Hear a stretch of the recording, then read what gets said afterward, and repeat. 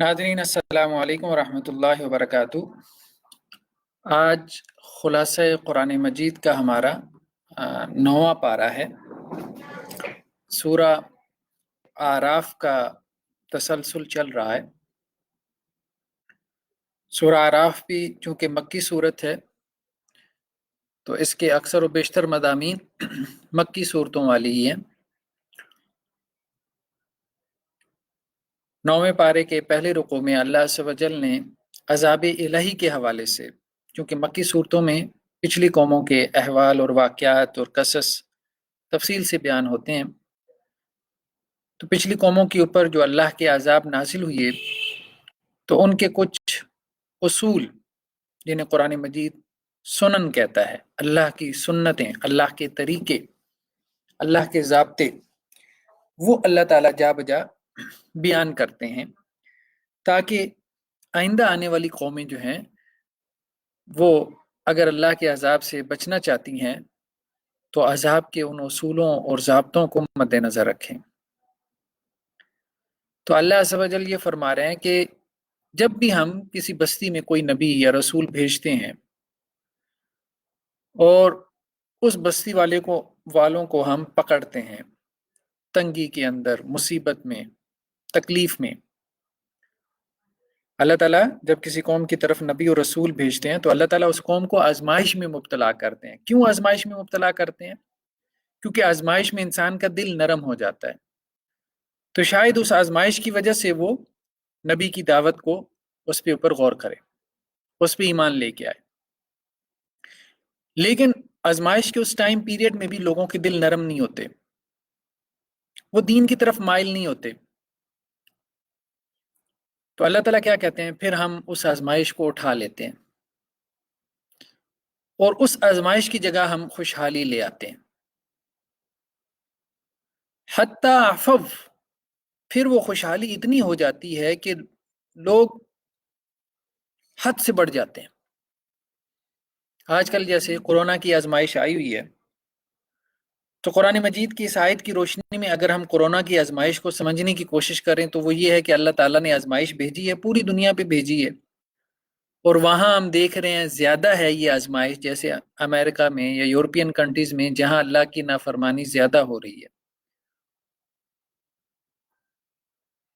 جہاں اللہ اور اس کی کتاب اور رسول کا کفر اور انکار زیادہ ہو رہا ہے، تو اللہ تعالیٰ اس آزمائش کو اٹھا لیں گے، اور اس طرح سے اٹھے گی کہ خود سے وہ کوئی ویکسین دریافت کر لیں گے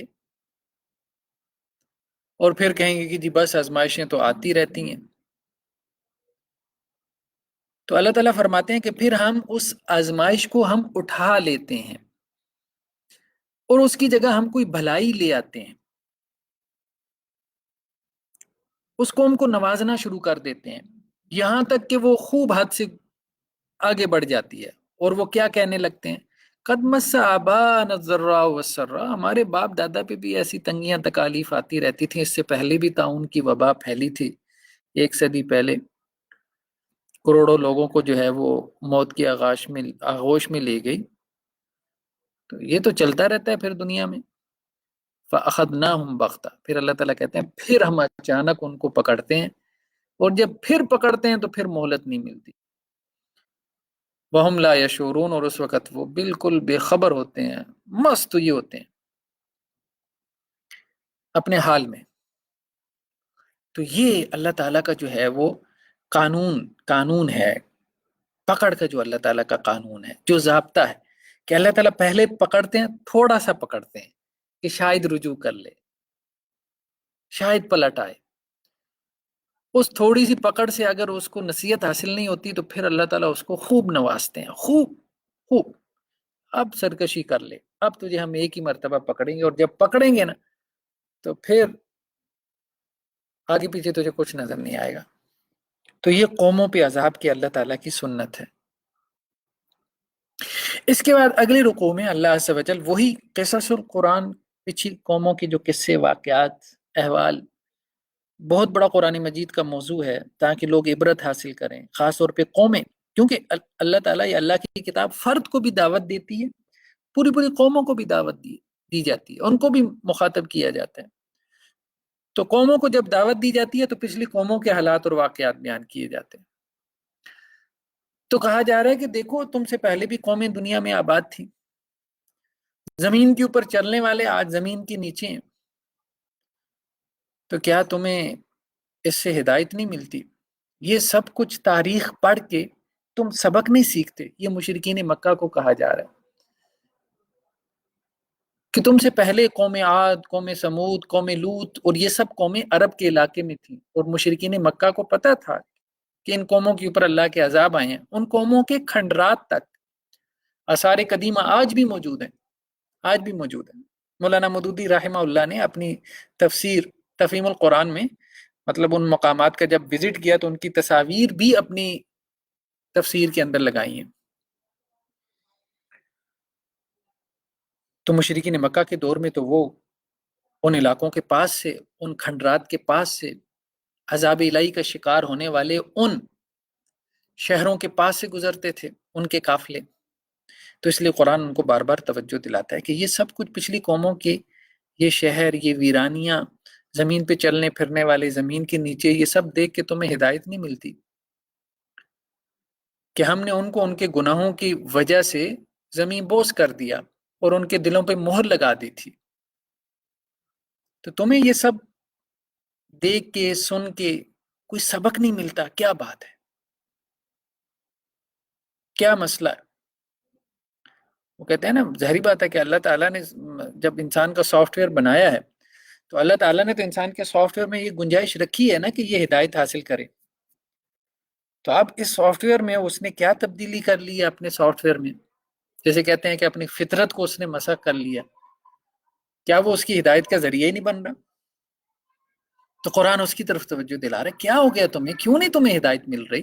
حالانکہ تمہارے اندر اللہ تعالیٰ نے یہ چیز رکھ کے تمہیں دنیا میں بھیجا ہے کہ تمہیں ہدایت حاصل کرنی چاہیے، تمہیں واضح و نصیحت حاصل ہونی چاہیے. تمہارا سٹرکچر، تمہارا ڈھانچہ اللہ نے اس طرح سے بنایا ہے کہ تم عبرت حاصل کر سکتے ہو، تم عبرت حاصل کرتے ہو، لیکن تم نے اپنے اس فطری ڈھانچے کو کیا کیا؟ مسخ کر لیا، تباہ و برباد کر دیا. اللہ کے بنائی ہوئی اس سافٹ ویئر میں تم نے تبدیلیاں کر لی، اس فطرت پہ جس پہ اللہ نے تم کو پیدا کیا تھا تم نے مسخ کر دیا فطرت اسلام کو. اس کے بعد اگلے رکوع میں جب پچھلی قوموں کے حالات اور واقعات بیان ہو رہے ہیں، کل کے پارے میں ہم نے گفتگو کی تھی، قوم نوح، قوم عاد، قوم سمود، قوم لوط، قوم شعیب کا تذکرہ آیا. اب اس کے بعد آل فرعون کا تذکرہ آیا کہ اللہ عز و جل نے آل فرعون کی ہدایت کے لیے حضرت موسیٰ علیہ السلام کو بھیجا.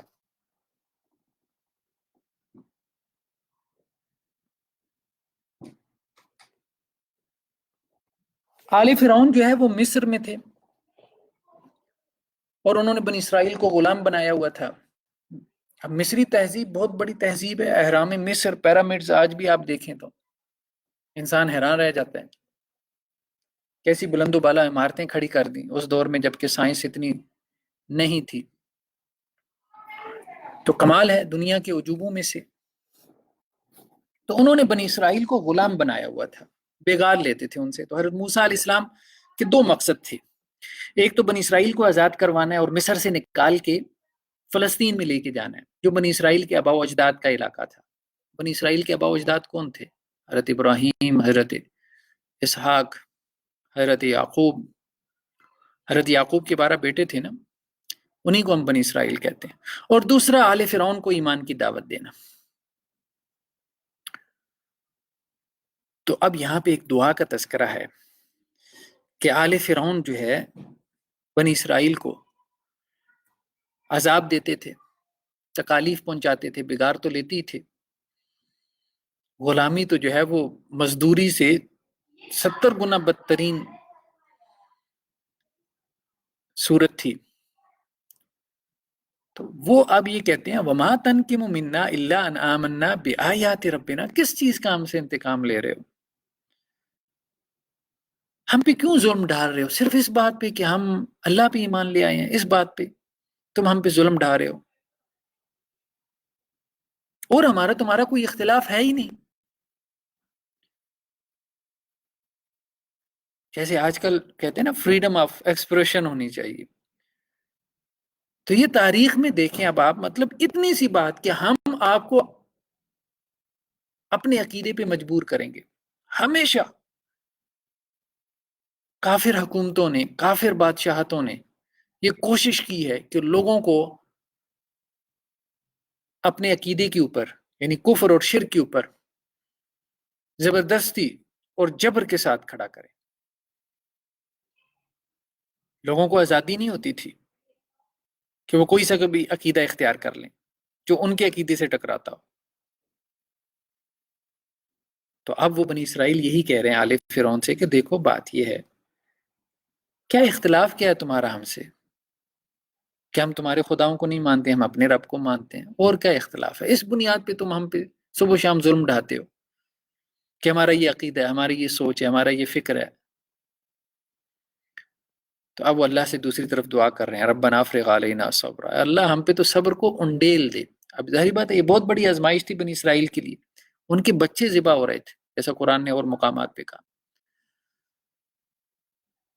बहुत बड़ी आजमाइश थी। गुलामी से बड़ी आजमाइश क्या हो सकती है? कभी आप सोचे तो सही कि किसी का बच्चा जो है वो गुम हो जाए, और जैसे हमारे यहाँ खरकार कैंप्स होते हैं जहाँ बच्चों को अगवा करके ले जाते हैं पहाड़ों में, जंगलात में, और उनसे बेगार में काम लिया जाता है, तो कितनी जिल्लत और रुसवाई और कितनी बड़ी आजमाइश है। और ऐसे बच्चे के वालिदैन न जी पाते हैं न मर पाते हैं। तो बिल्कुल यही मामला है, बहुत बड़ी आजमाइश में थे बनी इसराइल, तो वो अब दुआ कर रहे हैं। तो आजमाइश में कैसे कैसे दुआ की जाए? तो ये बहुत उम्दा दुआ है, रब्बना अफ़रिग़ अलैना सब्रा, या अल्लाह अब सब्र आना तो दूर की बात, तू सब्र हमारे ऊपर उंडेल ही दे। मतलब हमारे अंदर से सब्र क्या आएगा? जैसे बाहर से कोई पानी की बाल्टी उंडेली जाती है, अल्लाह ऐसे सब्र हमारे ऊपर उंडेल दे।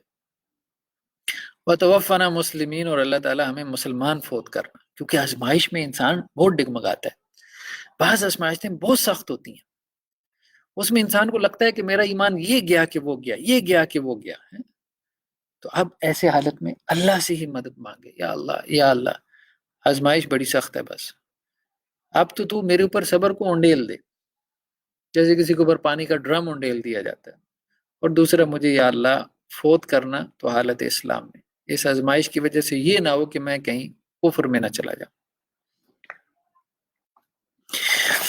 इसके बाद अल्लाह अज़्ज़ व जल ने यह तज़किरा किया कि अल्लाह ताला ने आले फिरौन के ऊपर छोटे छोटे अजाब भेजे, जैसा कि अल्लाह ताला की सुन्नत, ये सुन्नत हम बार बार पढ़ रहे हैं कुरान मजीद में। अजाब के हवाले से अल्लाह की क्या सुन्नत है कि अल्लाह ताला किसी कौम के ऊपर एकदम से बड़ा अजाब नहीं भेजते।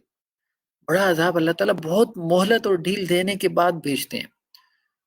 पहले अल्लाह ताला छोटे छोटे अजाब भेजते हैं कि शायद उस कौम को तंबी हो जाए, शायद उनमें से कुछ रुजू कर लें, शायद उनमें से कुछ ईमान ले आए,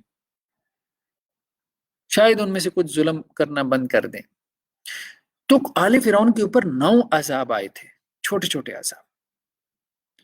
और जब भी उनके ऊपर कोई अजाब आता था तो वो क्या करते थे? हज़रत मूसा के पास दौड़ते हुए आते थे, हालांकि हुक्मरान तबका था आले फिरौन।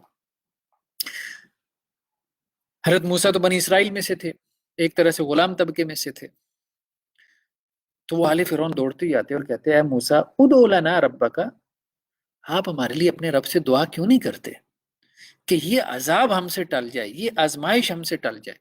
جوؤں کا عذاب آیا ان کے اوپر، ہر چیز میں جوئیں پڑ جاتی تھی۔ مینڈکوں کا عذاب آیا، جو برتن اٹھاتے تھے اس میں سے مینڈک نکل آتے تھے۔ خون کا عذاب آیا، ہر چیز میں، کھانے پینے کی چیز میں خون نکل آتا تھا۔ ٹڈیوں کا عذاب آیا جو ان کی ساری فصلیں چاٹ گئی۔ تو اللہ تعالیٰ نے ان کے اوپر مختلف قسم کے عذاب بھیجے اور نشانیاں بھی دیں کچھ حضرت موسیٰ علیہ السلام کو، جیسے اژدہے کی نشانی دی، اور اسی طرح سے بغل میں حضرت موسیٰ ہاتھ ڈالتے تھے، باہر نکالتے تھے تو وہ روشن ہوتا تھا، چاند کی طرح روشن۔ تو یہ ان کے لیے ایک طرح سے نشانیاں بھی تھیں اور ان میں سے کچھ عذاب بھی تھے۔ تو اب وہ جب بھی کوئی پکڑ اللہ کی طرف سے آتی، چھوٹا موٹا عذاب آتا ہے، حضرت موسیٰ کے پاس دوڑتے آتے، کہتے آپ اللہ کے نبی اور رسول ہیں، آپ خود ہی کہہ رہے ہیں، اللہ سے دعا کیوں نہیں کرتے کہ ہم سے یہ عذاب ٹال دے؟ اگر آپ کی دعا سے یہ عذاب ٹل گیا نا، لَنُؤْمِنَنَّ لَكَ، ہم آپ کی بات مان لیں گے، وَلَنُرْسِلَنَّ مَعَكَ بنی اسرائیل، اور بنی اسرائیل کو بھی آپ کے ساتھ بھیج دیں گے، دونوں کام کریں گے، ایمان بھی لے آئیں گے، بنی اسرائیل کو بھی بھیج دیں گے۔ اب بھی اب دیکھیں نا، کرونا وائرس میں پارلیمنٹس کے اندر، امریکہ کی پارلیمنٹس میں قرآن کی تلاوت ہو رہی ہے، اور اسی طرح سے ہم مختلف کافر ممالک کا جو رسپانس ہے وہ ہم دیکھ رہے ہیں۔ کیونکہ جب خدا پہ ایمان نہیں ہوتا تو انسان کے اندر بہت خوف پیدا ہو جاتا ہے۔ اس کے نزدیک تو دنیا کی زندگی یہی زندگی ہے نا، بس کل زندگی یہی ہے، اب یہ نہ رہی تو بس وہ خوف کی کس کیفیت میں چلا جاتا ہے۔ اب اسے وہاں سے کوئی چیز نہیں نکال سکتی سوائے خدا کے اوپر ایمان کے، اور یہ اسے نظر آنا شروع ہو جاتا ہے۔ تو اللہ تعالیٰ یہ کہہ رہے ہیں کہ فلما کشفنا عنہم الرجز، تو آل فرعون پہ جب ہم چھوٹے چھوٹے عذاب بھیجتے تھے، وہ حضرت موسیٰ کے پاس دوڑتے ہوئے آتے تھے، حضرت موسیٰ دعا کرتے تھے، وہ عذاب ٹل جاتا تھا۔ اذا ہم ینکثون، جب عذاب ٹل جاتا تھا تو وہ اپنا وعدہ توڑ دیتے تھے، نہ ایمان لاتے تھے، نہ بنی اسرائیل کو حضرت موسیٰ کے ساتھ جانے دیتے تھے۔ فانتقمنا منہم، تو پھر بالآخر ہم نے کیا کیا، ان سے انتقام لیا، فاغرقناہم فی الیم، تو ہم نے ان کو سمندر میں ڈبو دیا۔ تو یہ بیسیکلی بحیرہ تھا، بحیرہ کہتے ہیں کہ سمندر سے جیسے ایک نہر نکلتی ہے، ایک دریا سا نکلتا ہے کہ جس کو آپ آر پار کر سکتے ہیں، کیونکہ وہ سمندر کے ساتھ اٹیچ ہوتا ہے، لنکڈ ہوتا ہے، تو اس لیے اس کا ترجمہ بعض لوگوں نے سمندر بھی کر دیا، ورنہ تو سمندر کو پار نہیں کیا جا سکتا۔ تو یہ سمندر سے نکلنے والی ایک نہر تھی، بحیرہ کلزم۔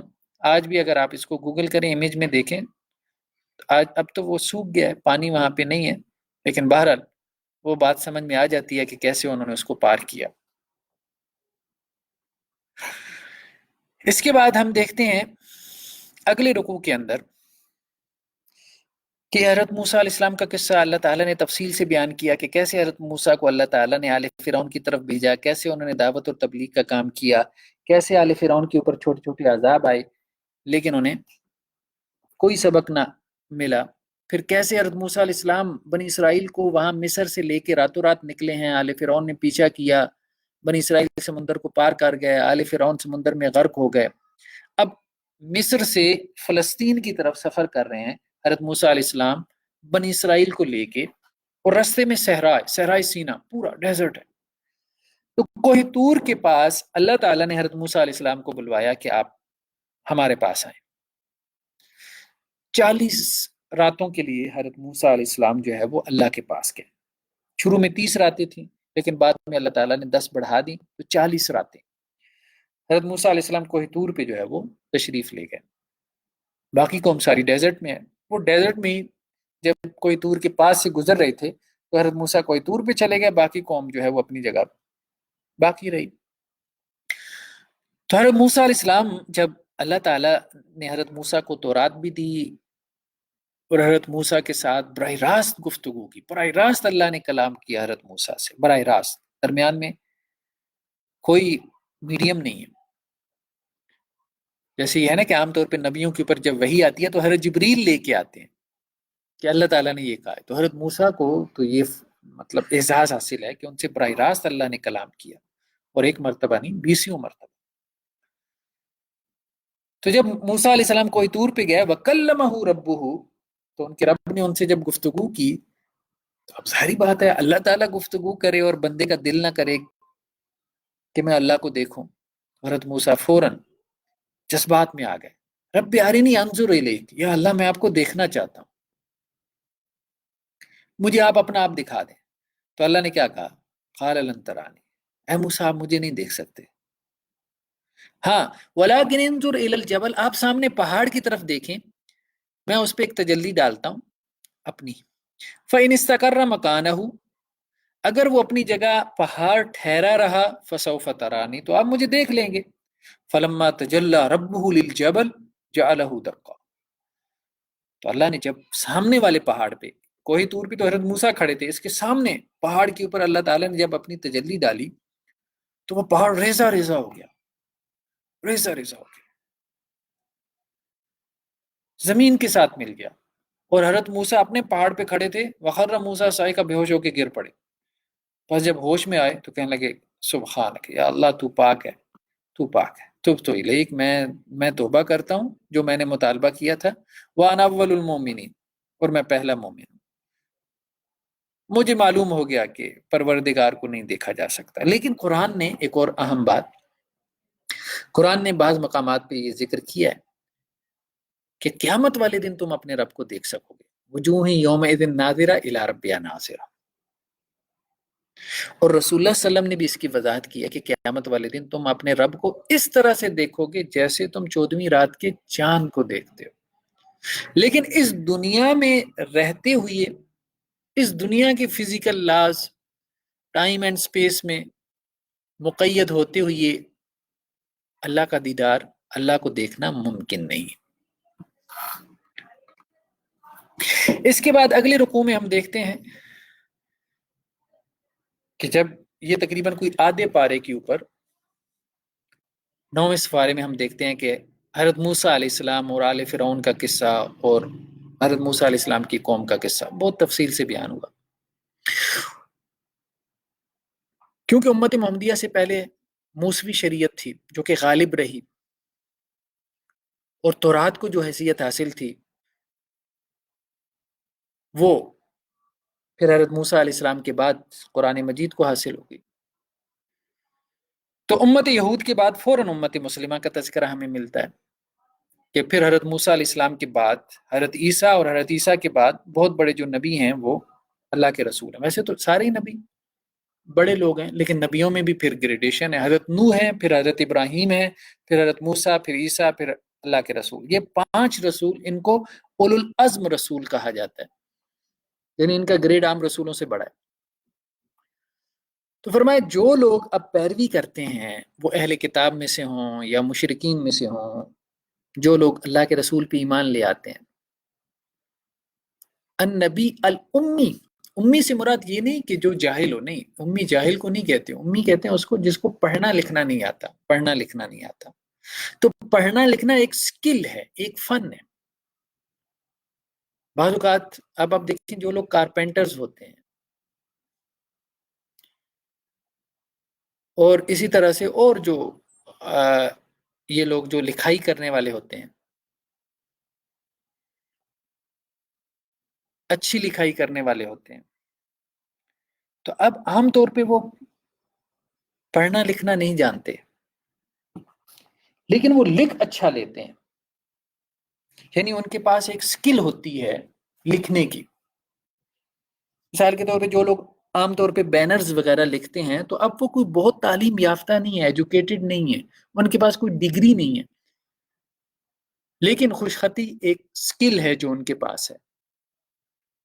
تو رسول اللہ علیہ وسلم پڑھنا لکھنا نہیں جانتے تھے، آپ عالم، دنیا میں سب سے بڑے عالم. تو امی کا مطلب یہ نہیں ہے کہ آپ کے پاس علم نہیں تھا، امی کا مطلب صرف یہ ہے کہ آپ کے پاس پڑھنا لکھنا نہیں تھا. علم آپ کے پاس جو ہے وہ سب سے زیادہ تھا. تو جو لوگ نبی کریم صلی اللہ علیہ وسلم کی پیروی کرتے ہیں اور اللہ کے رسول کیا کرتے ہیں، یامر بالمعروف ینہی عن المنکر، اللہ کے رسول کیا کرتے ہیں، معروف کا حکم دیتے ہیں، منکر سے روکتے ہیں.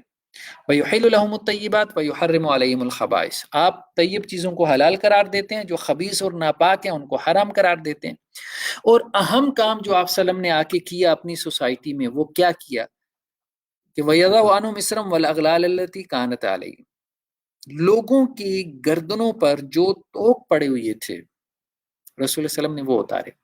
یہ کون سے طوق ہیں، کون سے بوجھ ہیں جو لوگوں کی گردنوں پہ پڑے ہوئے تھے؟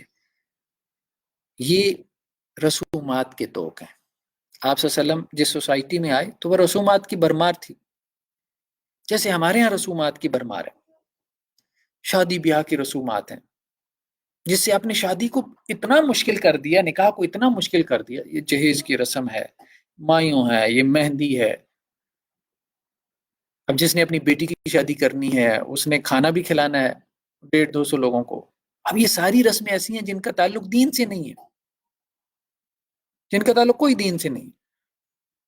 ایک بچے کو شادی کرنے کے لیے 18-20 لاکھ چاہیے، وہ 18-20 لاکھ کماتے کماتے اس کی عمر جو ہے وہ 30+ میں ہو جاتی ہے، 30 سال سے اوپر ہو جاتی ہے۔ جوانی تو اس کی جو ہے وہ اسی طرح سے گزر جاتی ہے۔ اسی طرح فوتیدگی پہ ایسی ایسی رسومات ہیں، آپ دیکھتے ہیں فوتیدگی کے موقع پہ یہ تیجا ہے، یہ 40واں ہے، یہ جمراتیں کرنی ہیں، یہ مولوی صاحب کے ہاں آپ نے ہر جمرات کو مرغا بھیجنا ہے، تب تک آپ کے مردے کی بخشش نہیں ہوگی۔ اب وہ غریب آدمی جس کے ہاں 2 وقت کی روٹی نہیں ہے، پورا خاندان اس کے ہاں 3 دن آ کے ڈیرا لگا لیتا ہے۔ اب وہ بیچارہ قرضے لے لے کے کسی کریانے سٹور والے سے ہیں، ایک تو اس کی ماں مر گئی، اب بجائے اس کے کہ لوگ اس کے ساتھ ہیلپ کریں، اس کے گھر میں آ کے بیٹھ جاتے ہیں تیجا چوتھا جمعرات اور 40واں کھانے کے لیے، اور اسے پوری پوری برادری کی جو ہے وہ روٹیاں پکا کے اس کو کھلانی پڑتی ہیں، بریانیاں کھلانی پڑتی ہیں، مرغے کھلانے پڑتے ہیں۔ اس کے لیے وہ قرضے اٹھاتا ہے، اور وہ قرضے اٹھا کے جو ہے وہ مزید قرضوں کے بوجھ تلے دب جاتا ہے۔ تو یہ ایکسپلائٹیشن ہو رہی ہے۔ یہ مذہب کے نام پہ ہم نے ایسی رسومات ایجاد کر لی ہیں جن کا نہ ہمارے دین سے نہ مذہب سے کچھ بھی۔ رسول اللہ صلی اللہ علیہ وسلم نے آ کے ان رسومات کو ختم کیا، ان کو توڑا۔ تو آج بھی ہمیں کیا کرنا ہے؟ نکاح کو آسان سے آسان بنانا ہے۔ مسجد میں نکاح کریں، چند افراد اس میں شامل ہوں، نکاح کی تقریب ہو سادگی کے ساتھ، نہ ٹینٹنگ کا خرچہ، نہ کوئی اور کھانا کھلانے کا خرچہ، اور زیادہ سے زیادہ مٹھائی بانٹ دیں، جوس کے ڈبے دے دیں، لاکھوں روپے ہم اپنا بچا سکتے ہیں۔ اور بہت سارے لوگ ایسا کر رہے ہیں، بہت سارے لوگ ایسا کر رہے ہیں۔ اسی طرح فوتیدگی کے موقع پہ ٹھیک ہے، اگر آپ نے کچھ صدقہ خیرات کرنا ہے، آپ مساکین کو کھانا کھلا دیں، تو جو فوت شدہ ہے اس کو کوئی اجر و ثواب پہنچ جائے گا۔ یہ کیا پوری برادری کو آپ کھانا کھلا رہے ہیں، اس کا کیا دین سے تعلق؟ اور کسی بھی معروف اسکول آف تھاٹ میں اس کی کوئی ہدایات نہیں ہے، لیکن یہ ہے کہ چل سو چل ہے، اب ہندوانہ رسومات ہیں آگے ہیں، کوئی ان کو چیلنج نہیں کرتا، پوری برادری کے آپ کو اگینسٹ میں خلاف جانا پڑتا ہے، وہ لوگوں کو بہت مشکل لگتا ہے۔ تو آپ صلی اللہ علیہ وسلم نے آ کے یہ رسومات کے توق لوگوں کی گردنوں سے اٹھائے۔ یہ رسومات کی جو بیڑیاں لوگوں کے پاؤں میں پہنائی گئی تھیں، آپ صلی اللہ علیہ وسلم نے وہ اتاری، لوگوں کو آزاد کیا۔ آزاد، یہ اصل میں آزادی تھی، یہ آزادی تھی، ان بوجھوں سے آزادی جو بوجھ ان کے خدا نے ان پہ نہیں لادے تھے، معاشرے نے لا دیے تھے۔ رشتہ داروں میں ناک کٹ جائے گی، ہم نے یہ نہیں کیا، ہم نے وہ نہیں کیا، شادی کے موقع پہ، فوتیدگی کے موقع پہ وہ ناک بچاتے بچاتے انسان کا پورا وجود کٹ جاتا ہے۔ تو فالذین آمنوا بی وزروا ونصروا واتبعوا النور الذی انزل معه، تو کہا کہ جو لوگ آپ صلی اللہ علیہ وسلم پہ ایمان لے کے آتے ہیں، آپ کی تعظیم اور توقیر کرتے ہیں، آپ صلی اللہ علیہ وسلم کی مدد کرتے ہیں۔ آپ صلی اللہ علیہ وسلم کی مدد سے مراد یہ تھوڑی ہے کہ ہم نے آپ کی کوئی مالی مدد کرنی ہے، آپ صلی اللہ علیہ وسلم کی مدد سے مراد آپ کی دین کی مدد، دین کی نصرت، جیسے صحابہ آپ صلی اللہ علیہ وسلم کے دین کے لیے کھڑے ہوئے دعوت اور جہاد کے میدانوں میں، اور جنہوں نے پیروی کی اس نور کی جو آپ صلی اللہ علیہ وسلم پہ نازل ہوا۔ کون سا نور؟ قرآن مجید۔ تو کہا گیا یہ وہ لوگ ہیں جو کہ فلاح پانے والے ہیں۔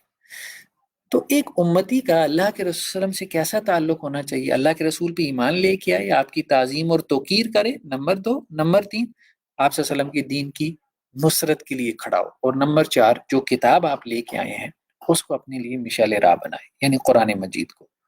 تو کہا جس کا تعلق ایسا ہے، جس امتی کا یہ 4 ڈائمینشنز والا اپنے نبی اور رسول سے، تو یہ امتی بیسیکلی صحیح معنوں میں رسول اللہ صلی اللہ علیہ وسلم کا امتی ہے، اور یہ دنیا اور آخرت میں کامیاب ہے۔ اس کے بعد پھر آگے یہود کی، چونکہ پیچھے جو ہے وہ تذکرہ چل رہا تھا کہ اللہ تعالیٰ نے کیسے جو ہے وہ بنی اسرائیل کو آزاد کروایا، پھر امت مسلمہ کا ذکر آ گیا، پھر بنی اسرائیل کا ذکر آ گیا، یعنی یہود کا۔ یہود کو بنی اسرائیل بھی کہتے ہیں۔ تو ان کی ایک بستی سمندر کے کنارے آباد تھی۔ تو اللہ تعالیٰ نے ان کو حکم دیا تھا کہ ہفتے والے دن تم نے عبادت کرنی ہے۔ یہود کے ہاں جو عبادت کا دن مقرر تھا وہ ہفتے کا دن تھا، عیسائیوں کے ہاں اتوار کا دن، مسلمانوں کے ہاں جمعے کا دن۔ تو ہفتے والے دن انہیں جو ہے وہ شکار کرنے سے منع کر دیا گیا، کیونکہ سمندر کے کنارے وہ آباد تھے، تو ان کا عام طور پہ وہ مچھیرے تھے، جو کاروبار زندگی تھا وہ مچھلیاں پکڑنا تھا۔ تو اب کچھ لوگ تو رکے رہے، وہ ہفتے والے دن جو ہے وہ عبادت ہی کرتے تھے۔ کچھ لوگ ایسے تھے جو ہفتے والے دن جاتے تھے اور مچھلیاں پکڑنے کی کوشش کرتے تھے۔ اس کی وجہ یہ تھی کہ اللہ نے ان کی آزمائش یوں کر دی کہ ہفتے والے دن مچھلی زیادہ آتی تھی سمندر میں، اور سطح سمندر پہ آ جاتی تھی اور ان کا منہ چڑھاتی تھی سمندر کے پانی میں سے، منہ نکال نکال کے۔ ان کی آزمائش اور زیادہ ہو گئی۔ تو اب ان میں سے کچھ لوگ سمندر کے کنارے جا کے انہوں نے تالاب بنا لیے چھوٹے چھوٹے، اور ان تالابوں کو انہوں نے لنک کر دیا سمندر کے ساتھ۔ ہفتے والے دن جا کے وہ مچھلی ہانگ کے چھوٹے تالابوں میں لے آتے تھے، اور ان کی واپسی کا رستہ بند کر دیتے تھے کہ وہ مچھلی سمندر میں واپس نہ جائے، اور اتوار والے دن جا کے مچھلی کو پکڑ لیتے تھے اور کہتے تھے کہ ہم نے تو اتوار کو جا کے پکڑی ہے۔ تو یہ ہیلا تھا بیسیکلی۔ ہیلا کیسے کہتے ہیں؟ Illegal trick. یعنی اللہ نے ہفتے کو مچھلی پکڑنے سے منع کیا، تو ہم نے مچھلی تو ہفتے کو نہیں پکڑی، ہم نے تو اتوار کو پکڑی ہے۔ یعنی ظاہری جو صورت ہے حکم کی، اللہ کے حکم کی ظاہری صورت کے اوپر تو عمل ہو گیا، لیکن حکم کی جو روح تھی، جو اسپرٹ تھی، جو آبجیکٹو تھا، وہ فوت ہو گیا۔ آبجیکٹو کیا تھا؟ کہ ہفتے والے دن جو ہے وہ اللہ کی عبادت کریں۔ سارا دن تو اسی کھیل میں لگے رہے کہ مچھلی کس طرح سے ہانگ کے لانی ہے زیادہ سے زیادہ پونڈس کے اندر، تالابوں میں، تو وہ تو نہیں ہو سکا۔ پھر آبجیکٹو تو فوت ہو گیا۔ تو اللہ عز و جل فرما رہے ہیں کہ وہ جو بستی تھی اس میں 3 قسم کے لوگ تھے۔ ایک وہ تھے کہ جو یہ کام کرتے تھے، یعنی ہفتے والے دن جا کے مچھلیاں اس طرح سے پکڑتے تھے، ہیلا کر کے پکڑتے تھے۔ دوسرے وہ تھے جو ان کو منع کرنے والے تھے۔ تو جو تو منع کرنے والے تھے ان پہ عذاب نہیں آیا، جو پکڑنے والے تھے ان پہ عذاب آیا۔ اور ایک تیسرا گروہ بھی تھا جو نہ پکڑتا تھا نہ منع کرتا تھا، جنہیں آپ کہتے ہیں نیوٹرل لوگ تھے۔ تو وہ منع کرنے والوں سے کہتے تھے کہ تم کیوں ان کو منع کر رہے ہو؟ تمہیں پتہ تو ہے ان پہ کوئی اثر نہیں ہونے والا۔ تو وہ کیا کہتے تھے؟ قالوا معذرۃ الی ربکم ولعلہم یتقون، ہم اللہ کے سامنے معذرت پیش کرنا چاہتے ہیں، اللہ ہم نے تو ان کو روکا تھا، اور ہو سکتا ہے کہ کوئی چند ایک ان میں سے ڈر بھی جائیں اللہ سے، ہماری دعوت تبلیغ کے نتیجے میں ہو سکتا ہے چند ایک واپس آ جائیں۔ اگر واپس نہ بھی آئے کوئی بندہ، کسی پہ بھی اثر نہ ہو، تو اللہ کے ہاں تو ہم سرخرو ہو جائیں گے نا، اللہ کو کہیں گے یا اللہ ہم نے تو امر بالمعروف نہی عن المنکر کا کام کیا تھا نا۔ تو یہ ہے، بعض اوقات شیطان وسوسہ ڈالتا ہے، یار تمہارے دعوت تبلیغ کے کام کرنے سے فائدہ کیا ہوگا، کسی نے سمجھنا تھوڑا ہے۔ نہیں، ہم نے سمجھنے کے لیے نہیں کرنا، ہمیں نتیجہ نہیں چاہیے، ریزلٹ نہیں چاہیے۔ اللہ کے ہاں یہ بہت اہم بات ہے، اس جملے کو ہمیں اچھے طریقے سے ذہن میں بٹھا لینا چاہیے۔ اللہ کے ہاں ایفرٹ کے اوپر، کوشش کے اوپر اجر ہے۔ جتنی بھی درجات آپ کو ملیں گے آپ کی کوشش پہ ملیں گے، اس پہ نہیں کہ نتیجہ کیا نکلا تھا۔ نتیجے کے اوپر جائیں تو حدیث میں اللہ کے رسول کہتے ہیں کہ قیامت والے دن کسی نبی کے ساتھ 1 بندہ ہوگا، کسی کے ساتھ 2 ہوں گے، کسی کے ساتھ 3 ہوں گے۔ نبی کے ساتھ، نبی نے دعوت اور تبلیغ کا کام کیا، کیا وہ نبی ناکام ہے؟ نہیں، وہ بہت کامیاب ہے، کیونکہ اس نبی نے محنت کی ہے۔ تو آپ اگر محنت کر رہے ہیں، مثال کے طور پہ قرآن پڑھ رہے ہیں، محنت کر رہے ہیں، قرآن یاد نہیں ہو رہا، آپ کو نہیں یاد ہو رہا، آپ کے بچے کو یاد نہیں ہو رہا، تو اس میں نہ آئے، ٹینشن کے اندر، فرسٹریشن میں نہ ہو۔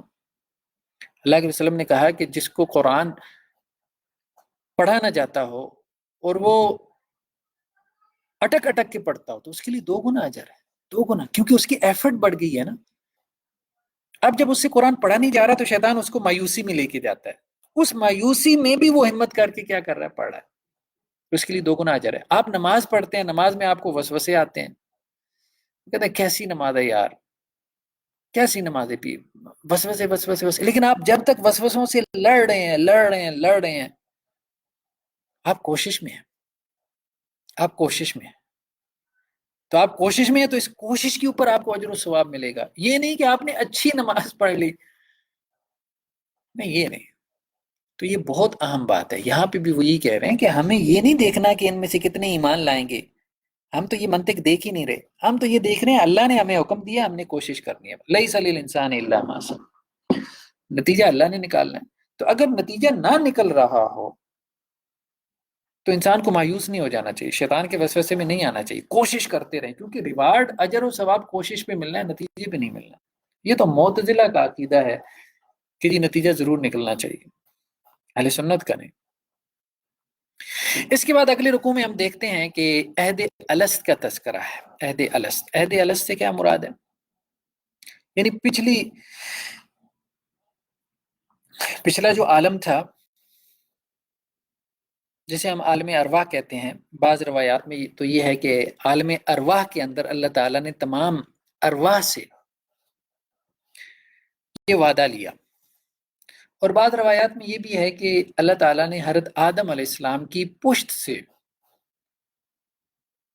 جتنے بھی ان کی آنے والی اولاد تھی سب کو اللہ تعالیٰ نے حضرت آدم علیہ السلام کی پشت سے نکالا.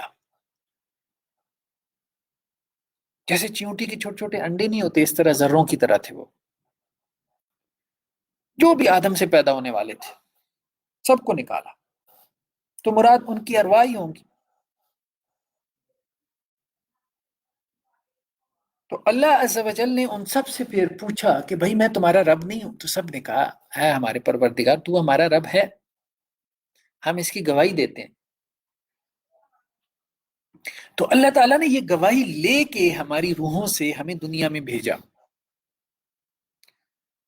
تو گویا انسان کے اندر اس کی روح، اگر اس کی روح مر نہ چکی ہو، روح کا مرنا سے ہو، جیسے قرآن بھی کہتا ہے نا یہ مردہ ہیں، نبی صلی اللہ علیہ وسلم یہ مشرکین مردہ ہیں، آپ ان کو زندہ سمجھ رہے ہیں، ان کے جسم تو ان کی قبریں ہیں، ان کی روحوں کے لیے قبریں بن چکی.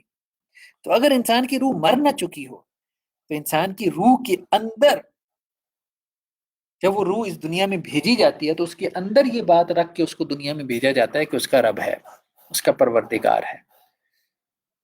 وہ اللہ کا انکار نہیں کر سکتا، وہ اپنے خالق کریٹر کا انکار نہیں کر سکتا. تو اللہ تعالیٰ یہ کہہ رہے ہیں تقولوا یوم القیامت انا کنا عن ھذا غافلین، یہ ہم نے وعدہ اس لیے لیا ہے اور یہ وعدہ لے کے تمہیں ہم اس دنیا میں، اس مادی دنیا میں اس لیے بھیجتے ہیں تاکہ قیامت والے دن تم یہ نہ کہو کہ یا اللہ ہمیں تو پتہ ہی نہیں تھا. تو اللہ تعالیٰ نے 2 طرح سے حجت قائم کی ہے. ایک اس طرح سے کہ انسان کے اندر خدا کے اوپر ایمان رکھ کے اس کو دنیا میں بھیجا، اور دوسرا پھر ایکسٹرا باہر سے نبیوں رسولوں کے ذریعے. تو 2 طرح سے انسانوں کے اوپر حجت قائم ہوئی. اس کے بعد ہم دیکھتے ہیں کہ بنی اسرائیل میں ہی ایک شخص کے واقعے کا تذکرہ، ایک راہب تھا جس کا تفسیری روایات میں جو نام ہے وہ بلم بن معورہ آتا ہے. یہ شخص بہت نیک تھا، مستجاب الدعوات تھا، یعنی جس کی دعائیں قبول ہوتی تھی. بس بعض اوقات انسان جو ہے وہ شیطان کے وسوسے میں آ جاتا ہے، بہت نیک آدمی بھی جو ہے وہ گمراہ ہو جاتا ہے. تو اس شخص نے اس کو مشرکین، مختلف روایات ہیں، تفسیری روایات ہیں، اب مختلف ہیں کہ یہ کیوں گمراہ ہوا تھا. بہرحال قرآن نے تو تفصیل نہیں بیان کی، قرآن نے تو صرف اتنا بیان کیا کہ اس شخص کو ہم نے اپنی آیات دی تھی، یعنی ہم نے اسے بڑا مقام عطا کیا تھا، لیکن یہ شیطان کے پیچھے لگ گیا اور یہ گمراہ ہو گیا. تو کیسے شیطان کے پیچھے لگا یہ تفسیری روایات میں ملتا ہے. بعض مفسرین نے لکھا ہے کہ مشرکین کا جو بادشاہ تھا اس نے اس کو اپروچ کیا اور کہا کہ میں تمہیں بڑا مال و دولت دوں گا، تم بنی اسرائیل کے خلاف دعا کرو، یعنی بنی اسرائیل سے میری جنگ ہونی ہے تو تم دعا یہ کرو کہ میں جنگ جیت جاؤں. شروع میں تو یہ نہیں مانا، پھر اس کی بیوی کو انہوں نے اپروچ کیا، اسے کوئی مال و دولت زیورات وغیرہ دیے، اس نے اس پہ دباؤ ڈالا اور اس نے دعا کر دی بنی اسرائیل کے خلاف. بعض تفسیری روایات میں یہ ہے کہ بنی اسرائیل نے اسے اپروچ کیا تھا کہ موسیٰ کے خلاف دعا کرو، تو اس نے دعا کر دی. تو وہ دعا بجائے اس کے کہ ان کے خلاف جاتی، یہ خود اپنے خلاف دعا کرنے لگ گیا، یعنی اس کی زبان جو ہے وہ لڑکھڑانے لگ گئی. تو قرآن نے یہ بات کہی ہے کہ وَاتَّبَعَ ہوا، اس شخص نے کیا کیا؟ اپنی خواہش نفس کی پیروی کی.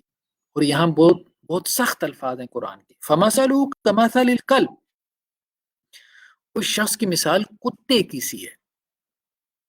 بہت سخت بات اللہ تعالیٰ نے بیان کی ہے.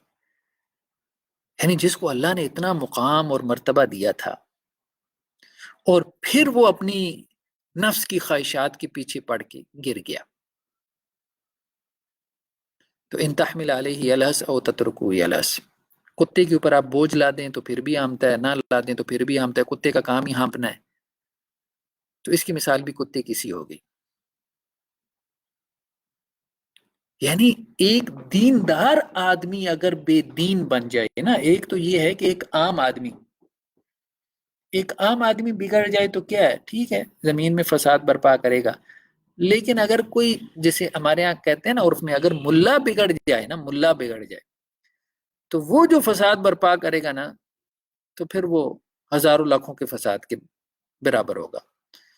تو اگر کوئی صوفی بگڑ جائے، اگر کوئی درویش اور راہب بگڑ جائے، اگر کوئی گدی نشین بگڑ جائے، پھر اس کا جو فساد ہوگا نا، وہ پھر بہت بڑا فساد ہوگا، بہت بڑا فساد. اس لیے قرآن نے ایسی مثال بیان کی. عام آدمی کی مثال دیکھیں، ایک عام گناہ گار آدمی، اس کو تو وہ گناہ کرتا ہے، قرآن نے ایسا انداز نہیں اختیار کیا. لیکن ایک متقی دیندار آدمی جس کا ایک مقام تھا، ایک مرتبہ تھا، وہ ایک عالم دین تھا، وہ ایک بڑا راہب صوفی اور درویش تھا، وہ ایک فقی اور مفتی تھا، وہ گر گیا اپنے مقام اور مرتبے سے، وہ اپنی خواہش نفس کے پیچھے چل پڑا، اس نے حق سے منہ موڑ لیا، وہ گمراہ ہو گیا اپنی خواہشات کے پیچھے، وہ دنیا پرست بن گیا. تو پھر اس کی مثال قرآن نے یہ بیان کی. اور ساتھ میں کیا قرآن نے کہا؟ ذالک مثل القوم الذین کذبوا بآیاتنا، جس قوم نے ہماری آیات کو جھٹلایا اس کی مثال بھی ایسی ہے، کتے کی سی ہے. پوری قوم کے اوپر بھی یہ مثال لاگو ہوتی ہے جو ہماری آیات کو جھٹلانا شروع کر دے. تو اللہ کی آیات کی تکذیب، اللہ کی آیات کو جھٹلانا، قرآن کو جھٹلانا بہت بڑی بات ہے. تو پھر اللہ عز و جل نے آگے چل کے فرمایا کہ ہم نے جہنم کے لیے بہت سارے جنوں اور انسانوں کو پیدا کیا. ان کے دل ہیں، وہ ان دلوں سے سمجھتے نہیں ہیں، آنکھیں ہیں دیکھتے نہیں ہیں، کان ہیں سنتے نہیں ہیں. یہ آنکھوں سے دیکھتے تو ہیں لیکن حق بات نہیں دیکھتے نا. ان کا دیکھنا جانوروں کا ساتھ دیکھنا ہے. ان کے کان ہیں، ان سے سنتے نہیں، یعنی حق بات نہیں سنتے. ان کا سننا جانوروں کا سے سننا ہے. جانور بھی آوازیں سنتا ہے، مناظر دیکھتا ہے. تو فرمایا یہ لوگ جو اپنے کانوں کو، اپنی آنکھوں کو، اپنے دل اور دماغ کو استعمال نہیں کر رہے، انہوں نے ان سب کو بند کر لیا. کہاں بند کر لیا؟ اللہ کے دین کے حوالے سے بند کر. دنیا میں تو ان کا یہ سب کچھ بڑا چلتا ہے، وہ بہت بڑے سائنسٹسٹ ہیں اور بڑا غور و فکر ہو رہا ہے، نئی نئی تھیریز پیش کر رہے ہیں، بڑے فلسفی ہیں، بڑے شاعر ہیں، حضرت ادیب ہیں، فلاں ڈمکاں، وہاں تو بڑا دماغ، دانشور ہیں، پتہ نہیں کیا کچھ ہیں، انٹلیکچوئل ہیں. اللہ کے دین کی بات آتی ہے، بس بھائی اس کو سائڈ پہ کر دو، ہم نے اس پہ گفتگو ہی نہیں کرنی. وہ مذہب کی بات ہمارے سامنے نہ کرو، خدا کی بات نہیں کرنی. یہ لوگ اللہ تعالیٰ کہہ رہے ہیں اولئک کالانعام بل هم اضل، یہ لوگ چوپائے ہیں، جانور ہیں، بلکہ جانوروں سے بھی بدتر ہیں، گئے گزرے ہیں. اولئک هم الغافلون، یہ اللہ سے، آخرت سے، دین سے، رسالت سے، ان چیزوں سے غفلت میں پڑے. دنیا سے غافل نہیں ہے وہ تو دنیا پرست ہیں، دنیا میں تو وہ بہت آگے ہیں، وہ غافل دین سے ہیں. تو انسان بعض اوقات جانوروں سے بھی بدتر ہو جاتا ہے. کب جانوروں سے بدتر ہو جاتا ہے؟ جب وہ اللہ کی دی ہوئی صلاحیتوں کو، بصارتوں کو، سماعتوں کو، آنکھوں کو، دل اور دماغ کو حق کی تلاش کے لیے، حق وہ جو اللہ نے پیش کیا ہے وحی کی صورت میں، وہ ریالٹی نہیں، سائنس والی ریالٹی اس کی نہیں، ان سرچ آف ٹروتھ فلاں امکان، یہ وہ ایلینز کی تلاش ہو رہی ہے اور پتہ نہیں کیا کچھ. اللہ نے جو حق اتارا ہے اس کے لیے جب وہ یہ صلاحیت استعمال نہیں کرتا تو وہ جانور ہے اللہ کے نزدیک، وہ جانور ہے۔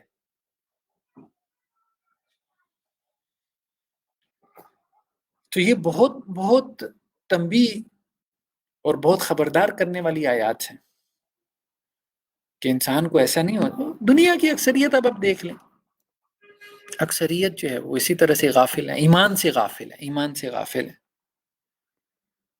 اور بعض اوقات برائے نام مسلمان بھی اس طرح سے ایمان سے غافل ہو جاتا ہے، ان سب چیزوں سے غافل ہو جاتا ہے۔ اس کے بعد اللہ عز و جل نے بیان فرمایا کہ مشرکین مکہ یا نبی صلی اللہ علیہ وسلم آپ سے سوال کرتے ہیں قیامت کب آئے گی، قیامت کب آئے گی، کیونکہ اللہ کے رسول ان کو ڈراتے تھے نا، بھئی قیامت والے دن اللہ کے سامنے پیش ہونا ہے، تمہیں اپنے اعمال کا حساب دینا ہے۔ اور وہ کہتے قیامت کب آئے گی، آپ بتا ہی دیں، ایک دن لے آئیں قیامت کو۔ تو ان کو کہا گیا کہ آپ ان کو بتا دیں اے نبی صلی اللہ علیہ وسلم کہ قیامت اچانک آئے گی، اور انہیں یہ بھی کہیں کہ تم قیامت کے بارے میں مجھ سے کیوں سوال کر رہے ہو، اس کے آنے کے بارے میں، کوئی میں نے قیامت لانی ہے، اس کے آنے کا اللہ کو پتا ہے کہ کس دن اس نے آنی ہے، مجھے تو صرف یہ حکم دیا کہ میں تمہیں قیامت کے دن سے ڈرا دوں، ڈے آف ججمنٹ، کہ ایک دن تمہیں اللہ کے سامنے میدان حشر میں پیش ہونا ہے، اپنے اعمال کا حساب دیں۔ میں تو ڈرانے کے لیے آیا ہوں، میں کوئی اعلان کرنے کے لیے تھوڑا آیا ہوں کہ کس دن قیامت قائم ہو۔ تو قیامت کے دن کا تعین نہیں کیا گیا، اس کی کچھ علامات، نشانیاں بتا دی گئیں، کچھ اس کے میجر سائنز ہیں، کچھ مائنر سائنز ہیں، یعنی علامات کبریٰ ہیں، کچھ علامات صغریٰ ہیں، وہ ہمارے دین نے بتا دی کہ اگر یہ علامات جو ہے وہ ہمیں اپنے ارد گرد نظر آنا شروع ہو جائیں تو پھر سمجھ لو کہ قیامت قریب آ گئی ہے، بہت قریب آ گئی۔ اس کے بعد چونکہ یہ مکی صورت ہے، مکی صورتوں کے مضامین میں ایک بڑا مضمون شرک کا رد ہے، کیونکہ مشرکین مکہ تھے آپ صلی اللہ علیہ وسلم کے اولین مخاطب، اور بت پرستی ان کا دین تھا، تو اس لیے مخاطب کرتے انہیں کہا گیا کہ جن سے تم دعائیں کرتے ہو اللہ کے علاوہ، ان الذین تدعون من دون اللہ، اللہ کو چھوڑ کے جن سے تم دعائیں کرتے ہو، عباد امثالکم، یہ تمہاری طرح کے بندے ہیں، تمہاری طرح کے بندے ہیں۔ بیسیکلی تو وہ بت تھے، لیکن ان بتوں کے پیچھے بھی کانسیپٹ کیا تھا کہ وہ اللہ کے نیک بندے تھے جن کے انہوں نے بت بنائے ہوئے تھے، جیسا کہ صحیح بخاری میں بھی روایت ہے حضرت عبداللہ ابن عباس سے کہ قوم نوح کی جن بتوں کا تذکرہ ہے، ود، سوا، یعوق، یعوق اور نصر، سورہ نوح کے اندر، تو یہ ان کے قوم نوح کے اولیاء اللہ تھے کہ جب وہ فوت ہو گئے تو ان کی یاد میں لوگوں نے پہلے ان کی تصویریں بنائی، پھر ان کے بت بنا لیے، اور پھر ان کے سامنے بیٹھ کے انہی سے مانگنا شروع کر دیا۔ تو شرک تو اسی طرح آہستہ آہستہ رواج پاتا ہے کہ اللہ کا کوئی ولی دنیا سے چلا جاتا ہے، لوگ اس کی محبت میں اس کی تصویر جو ہے وہ بنا لیتے ہیں، پھر وہ تصویریں اپنے گھروں میں لٹکا لیتے ہیں، جیسے ہمارے ہاں بھی اب اپنے جو گدی نشین ہوتے ہیں، جن پیروں سے لوگوں نے بیعت کی ہوتی ہے، تو ان کی بڑی بڑی تصویریں وہ اپنے ڈرائنگ روم میں لٹکا لیتے ہیں، کچھ ان کے سامنے کھڑے ہو کے جو ہے وہ پرنام کرنا شروع کر دیتے ہیں، فجر کی نماز نہیں پڑھتے لیکن صبح صبح پیر کے سامنے جا کے ہاتھ جوڑ کے کھڑے ہو جاتے ہیں۔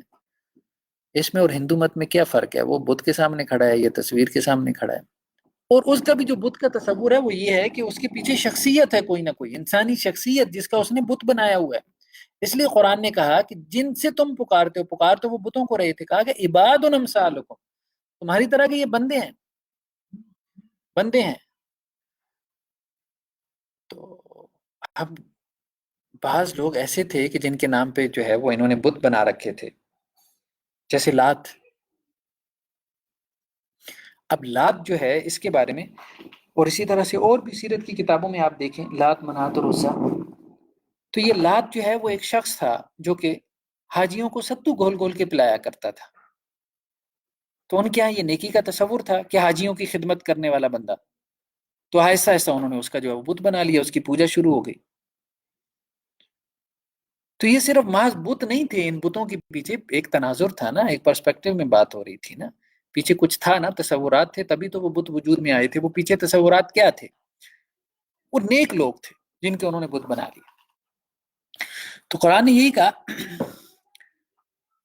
کہ کیا ان بتوں کے کوئی پاؤں ہیں جن سے وہ چلتے ہوں، یا ان کے ہاتھ ہیں جن سے وہ پکڑتے ہوں، یا ان کی آنکھیں ہیں جن سے وہ دیکھتے ہوں، یا ان کے کان ہیں جن سے وہ سنتے ہوں؟ اسی طرح سے آج بھی اب دیکھ لیں، جن لوگوں کو پکارا جاتا ہے اللہ کے علاوہ، وہ کون ہے؟ وہ تمہاری طرح کے بندے ہیں بھائی، وہ تو اللہ سے مانگنے والے تھے، وہ اولیاء اللہ جو قبروں میں ہیں، اور اللہ کے ہاں ان کی حیات برزخی حیات ہے، اللہ کے ہاں ان کا کوئی مقام اور مرتبہ ہے تو وہ جنت میں ہے، اعلیٰ درجات میں ہے۔ وہ ساری زندگی اللہ سے مانگتے رہے اور ساری زندگی یہ دعوت دیتے رہے کہ اللہ سے ہی مانگو، اور تم نے جو ہے وہ اللہ کو چھوڑ کے ان سے مانگنا شروع کر دیا، اور تمہیں جو ہے وہ شیطان نے یہ دلیلیں سکھا دی کہ بڑے افسر سے ملنے کے لیے پہلے چھوٹے افسر کو ملنا پڑتا ہے، چھت پہ چڑھنے کے لیے پہلے سیڑھی جو ہے وہ لانی پڑتی ہے، حالانکہ اللہ تعالیٰ یہ کہتا ہے کہ میں تو چھت تو کیا، میں تو تمہاری شاہرگ سے بھی زیادہ نزدیک ہوں، تو وہ تو تم سے دور ہے ہی نہیں کہ تمہیں سیڑھی لگانی پڑے۔ تو اللہ تعالیٰ کا معاملہ تو ایسا نہیں ہے جیسے دنیا کا کوئی بادشاہ کہ اللہ تعالیٰ کے دربار میں راستے میں دربان کھڑے ہیں، کوئی وہاں آپ کو جانے نہیں دے گا۔ اللہ تعالیٰ کا معاملہ ایسا نہیں۔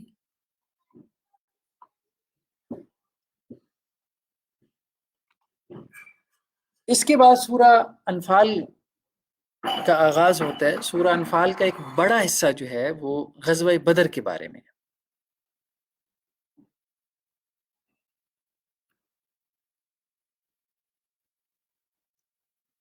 تو شروع کی جو آیات ہیں سورہ انفال کی، اس میں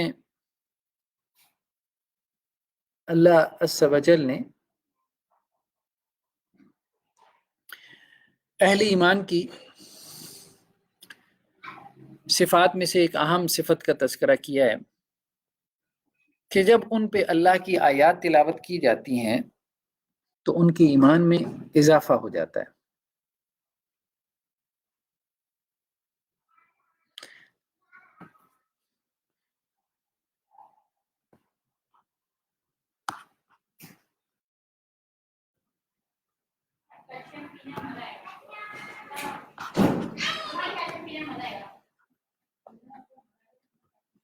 ذرا نیٹ کا کوئی پرابلم آ رہا ہے، ڈسکنیکٹ ہو رہا تھا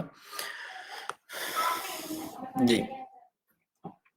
تو اہل ایمان کا اللہ تعالیٰ نے ذکر کرتے ہی کہا ہے کہ جب ان پہ اللہ کی آیات پڑھی جاتی ہیں تو ان کے ایمان میں اضافہ ہو جاتا ہے، ان کا ایمان جو ہے وہ بڑھ جاتا ہے، یعنی قرآن ان کے اوپر اثر کرتا ہے۔ جس کے اوپر قرآن اثر نہ کرے وہ متقی آدمی نہیں ہے۔ وہ کون سا صوفی ہے جس پہ قرآن اثر نہ کرے؟ مطلب تمہارے اوپر دمہال اثر کرتی ہے، تمہارے اوپر قوالیاں اثر کرتی ہیں، تمہارے اوپر جو ہے وہ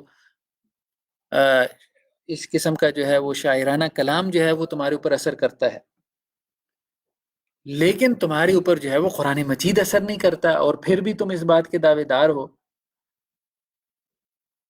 کہ تمہیں اللہ کا تقرب حاصل ہے۔ اہل ایمان کی نشانی تو یہ ہے کہ جب ان پہ قرآن مجید پڑھا جاتا ہے تو ان کے ایمان میں اضافہ ہو جاتا ہے، ایمان ان کا بڑھ جاتا ہے، قرآن سے وہ اثر لیتے ہیں۔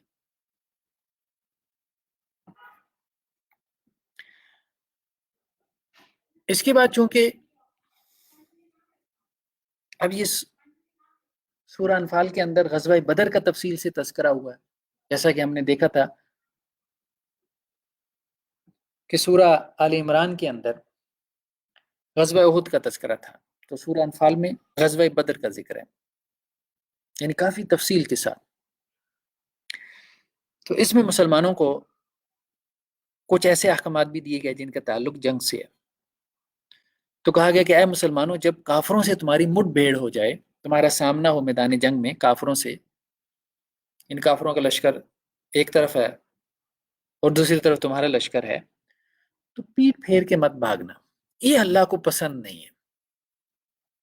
رسول اللہ علیہ وسلم کی ایک روایت بھی ہے، آپ وسلم کی ایک حدیث ہے صحیح بخاری میں، آپ وسلم فرمایا لا تتمنوا لقاء العدو، دشمن سے ملاقات کی تمنا نہ کرو، یعنی جنگ کی خواہش نہ کرو۔ اس کی وجہ یہ ہے کہ ظاہری بات ہے جنگ بہت بڑی آزمائش ہے، بہت بڑی آزمائش ہے، تو آپ وسلم فرمایا جنگ کی خواہش نہیں کرنی، خواہش نہیں کرنی۔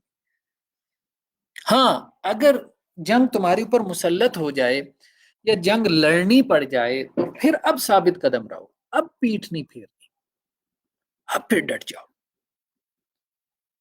اب بھاگنے والوں کو اللہ تعالیٰ پسند نہیں کرتا۔ اس کی وجہ یہ ہے نا کہ یہ تو بھاگنا تو بزدلی ہے نا، اب بزدلی تو کوئی بھی صاحب عقل پسند نہیں کرتا، بزدل آدمی سے کون محبت کرتا ہے؟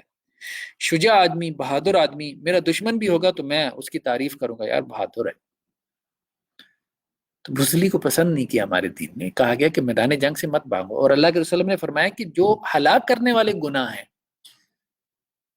ان میں سے ایک گناہ جو ہے وہ میدان جنگ سے فرار اختیار کرنا بھی ہے، میدان جنگ سے بھاگنا بھی ہے۔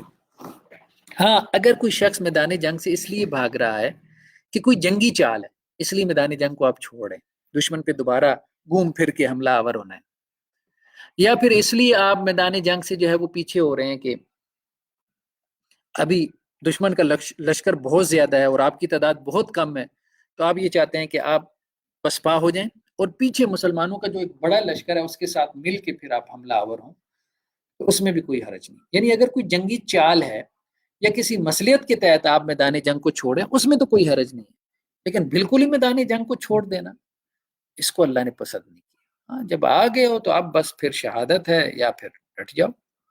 وہی بات ہے زیاد بن طارق والی، کشتیاں جلا دو، کشتیاں جلا دو، واپسی کا کوئی رستہ نہیں کہ اللہ نے اس کو پسند نہیں کیا کہ اللہ کو ماننے والے، اللہ کے دین کے علم بردار اور وہ بزدل نکلیں،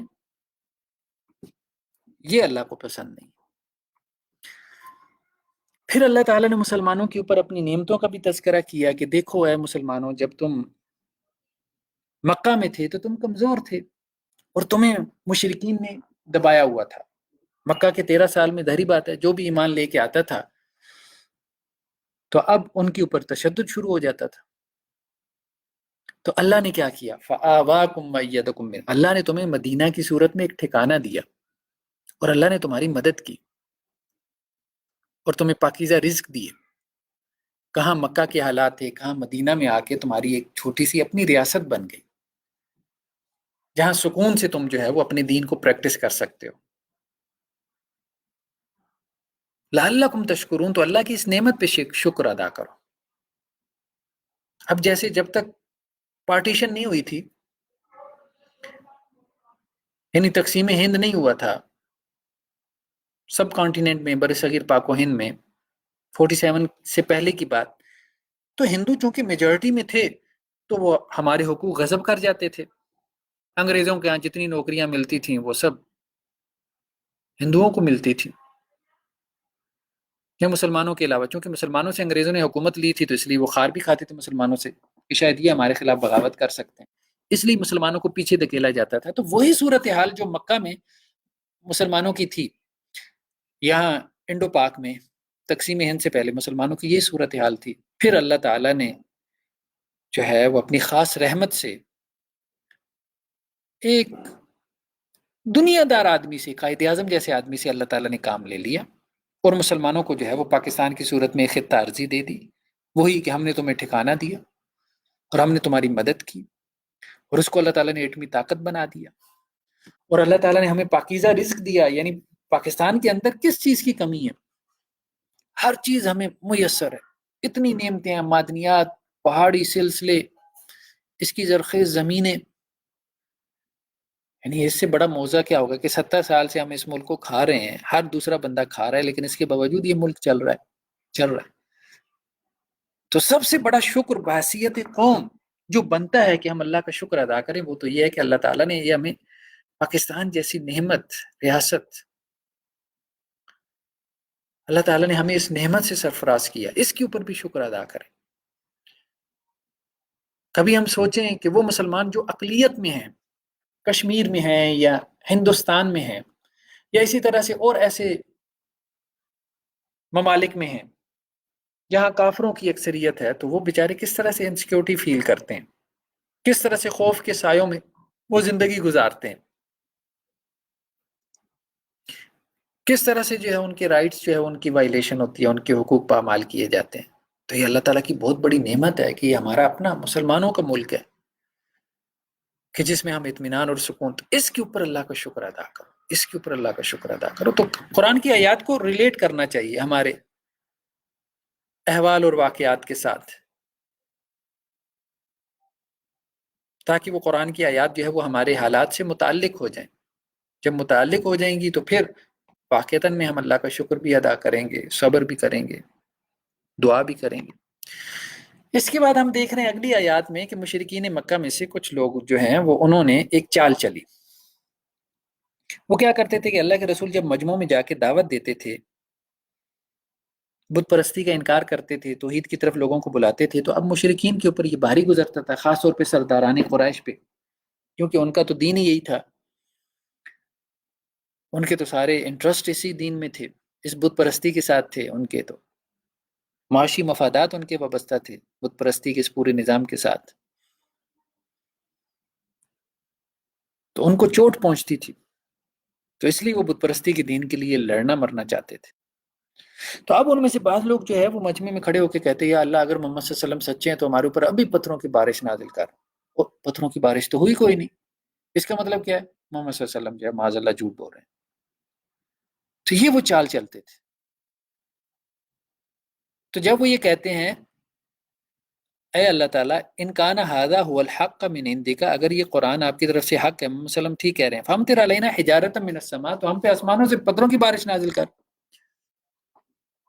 اس پہ قرآن نے کہا بات یہ ہے کہ اللہ تعالیٰ وہ جو ان کی اس دعا کے باوجود عذاب نازل نہیں کرتے تو اس کی وجہ کیا ہے؟ وما کان اللہ لیعذبهم وانت فیہم، اے نبی صلی اللہ علیہ وسلم جب تک آپ ان میں ہیں اللہ انہیں عذاب سے ہلاک نہیں کرے گا، جب تک آپ مکہ میں تھے یا جب تک آپ حیات رہے اللہ تعالیٰ اس قوم پہ عذاب نہیں لائے گا۔ اور دوسری وجہ ان پہ عذاب نہ آنے کی کیا ہے؟ وما کان اللہ معذبهم وهم یستغفرون، اس لیے بھی ان پہ عذاب نہیں آتا کہ ان میں سے کچھ ایسے چوری چھپے جو ایمان لے آئے ہیں اور دل ہی دل میں اللہ سے استغفار کرتے ہیں۔ کچھ لوگ ایسے تھے مکہ میں جو ایمان لے آئے تھے، اپنا ایمان ظاہر نہیں کرتے تھے کہ ان کو تشدد کا نشانہ بنایا جائے گا، اس لیے اللہ تعالیٰ عذاب نہیں لا رہے۔ تو بہرحال یہ کچھ آیات تھیں 9ویں پارے کے ہاں،